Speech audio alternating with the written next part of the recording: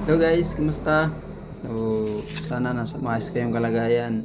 So, saan man kayo naroon, pero doble ingat po tayo kasi ma yung ibang parte ng ating mga lugar ay maulan at yung iba binabaha. So, doble ingat po tayo mga ka-prepper. Kasi minsan biglaan lang yung ulan, baha. So, kaya dapat maging alerto po tayo. So, ngayon may i-share lang ako sa inyo kung baka sakali magawa nyo to. So, halimbawa, gusto nyo mamingwit. So, ito ituturo ko mga driver. May ano ko dito. May nylon. Yan. Ito. Fishing line. Tapos may ano siya. May hook. Maliit lang siya ka-driver. Maliit lang yan. Yan. So ito yung pwede na to pang ano, pang bangos or pang tilapia. So alam naman natin pag maulan, minsan yung iba lumalabas yung mga bangos, yung mga tilapia yan. So ang gagawin natin, paano ba natin ano to, talian para mayroon tayo pang mingwit. So yan. So ang gawin natin dito mga ka-prepper, lagyan natin ng yung buhol. Itong isa, yung diretso, ito yung connected dito sa ano. Ito naman yung last part niya. Ito dito. So, yan. Ang gagawin natin dito ay maglagay tayo dito ng maliit na bilog. Yan o. Yan. Sa taas. Ganyan siya. Mga ka-driver. Yan. Yan. Tapos, ano natin dyan, higpitan. Tapos itong maiksi, i-ano natin, tali ng paganyan.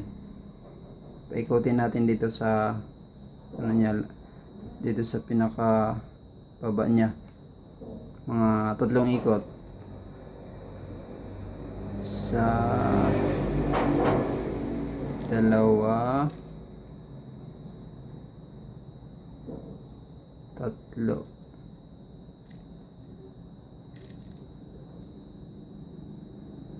So yan. Tapos pag naikot na natin yung bilog dito na nylon, so dito natin ipapasok itong last part na inikot natin. Diyan natin ipapasok. Katapos itong haba bubunutin natin. So ito pigilan natin.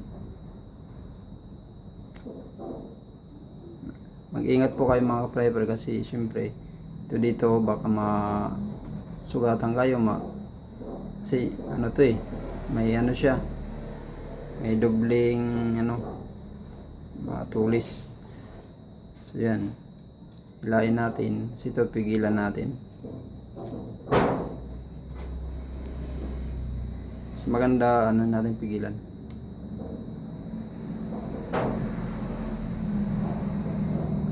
Yan.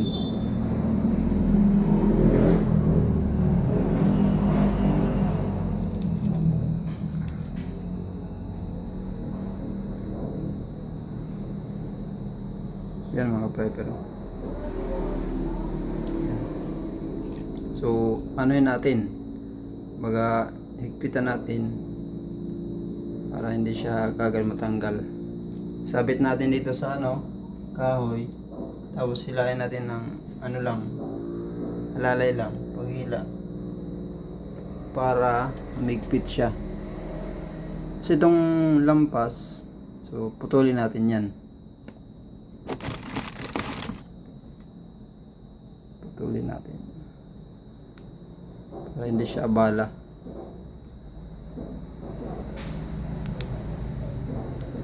Yan.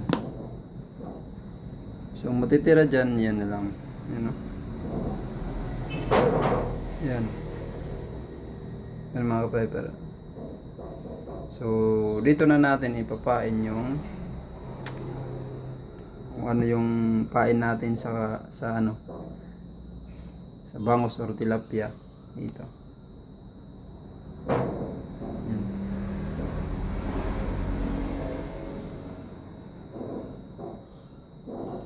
Yan mga ka-prepper. So, basic lang para meron na kayong magagamit na aming wheat. Yan.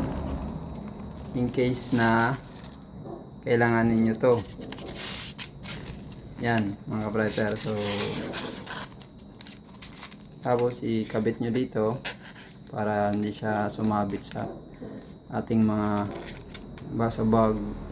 Dito mo ikabit. Yan. So,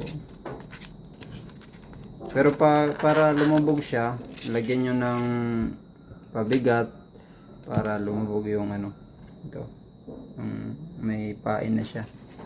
Lagyan nyo ng pabigat. Kasi lulutang lang to pag ano. Pero okay lang din pag yung pain nyo medyo mabigat. Ano naman yan eh. Pupunta sa ilalim. So yung iba, yung may mga fishing rod, mas madali yun. Anuhin mo lang. Ikot-ikutin. Tapos, guys. So ito yung mga traditional na ginagamit mga ka-prepper. So yun lang muna. Stay safe always. Sana ingat po tayo sa mga lugar natin kung saan man tayo. Lalo na ngayon, ulan, may baha. So ingat sa paglusong sa baha. Yan. Dahil mayroong mga ano dyan. Minsan may danger kasi minsan may ahas, kung may mga makuha tayo na iba't ibang pwedeng panggalingan ng sakit. Yan mga ka-prepper. So stay safe always. Bye bye. Ingat po pala.